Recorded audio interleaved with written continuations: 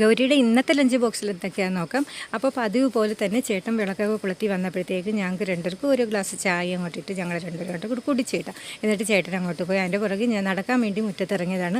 5:45 ആയുള്ളൂ. പക്ഷേ നേരം നല്ലപോലെ വെട്ടം വീണ് കേട്ടോ. തേരാവര നടത്തമൊക്കെ കഴിഞ്ഞിട്ട് ഞാൻ അടുക്കളയിലോട്ട് വന്ന് നമ്മളെ ലഞ്ച് ബോക്സിന് തയ്യാറാക്കണമല്ലോ. അതിനുവേണ്ടി ഇന്ന് ഉച്ചത്തേക്ക് സാമ്പാർ ചീരയുടെ തോരനും പിന്നെ നമ്മുടെ ഓമയ്ക്കയും ചെറുപയറും വെളുത്തുള്ളി എല്ലാം കൂടിയിട്ട് നല്ല അടിപൊളി എരിശ്ശേരിയാണ് കേട്ടോ. അപ്പോൾ നവനീതാണ് ഇന്ന് തേങ്ങയൊക്കെ തിരുമ്മി തന്നത്.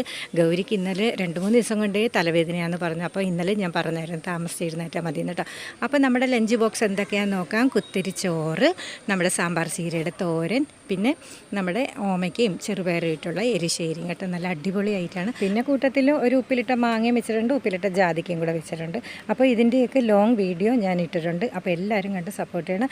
സബ്സ്ക്രൈബും ലൈക്കും കമൻറ്റും ഒക്കെ ചെയ്യാത്ത എൻ്റെ മക്കളും കൂട്ടുകാരും കുറേ പേരുണ്ട്. അവരും കൂടെ ഈ വീഡിയോ കണ്ട് സപ്പോർട്ട് ചെയ്യണേ.